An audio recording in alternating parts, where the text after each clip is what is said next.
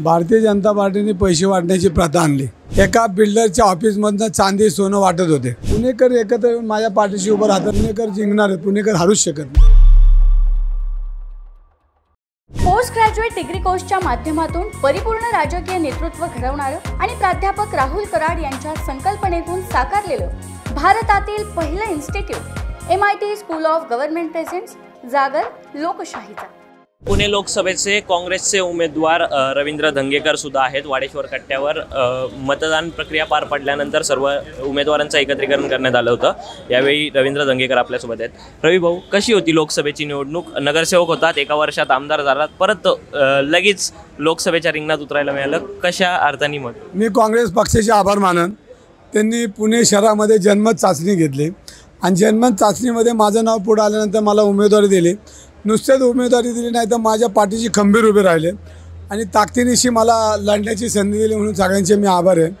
आणि याच्यामध्ये सगळे काँग्रेसजन एकत्र झाले, शिवसेना झाली, राष्ट्रवादी झाली, आप झालं, इंडिया फ्रंट झालं, पुण्यातल्या विविध संस्था झाल्या आणि पुणेकर एकत्र येऊन माझ्या पाठीशी उभं राहताना चित्र काल मतदानामध्ये मला दिसत होतं।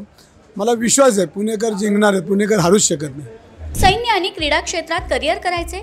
नेताजी सुभाषचंद्र बोस सैनिकी निवासी शाळा पुणे। ॲडमिशनसाठी संपर्क 960 781 1662। म्हणजे पुणेकर जिंकणार याचा अर्थ तुमची जी घोषणा होती, काय म्हणतात, पुणेकर निवडून येणार, धंगेकर, अशा आशयाने का? मी तुम्हाला सांगतो पुणेकर जिंकणार, नक्की जिंकणार। या निवडणुकीत रवी भाऊ आपण पाहिलं तर अनेक आरोप प्रत्यारोप झाले।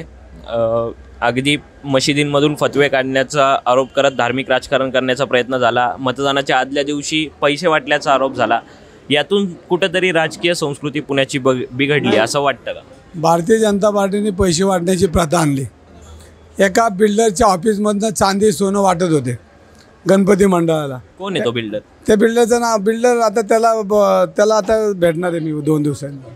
आणि ज्या पद्धतीने हा बिल्डर पुण्यामध्ये राजकीय ढवळाढवळ करतो, तर त्याला आता बघू, आता पुढच्या वेळेला त्याच्याकडं काय त्याचं म्हणणं एकदा ऐकावंच लागेल। लय दिवस झाले त्याचं ऐकतोय मी, पण ह्याच्यामध्ये पैशाचं राजकारण पुणेकरांमध्ये नव्हतं।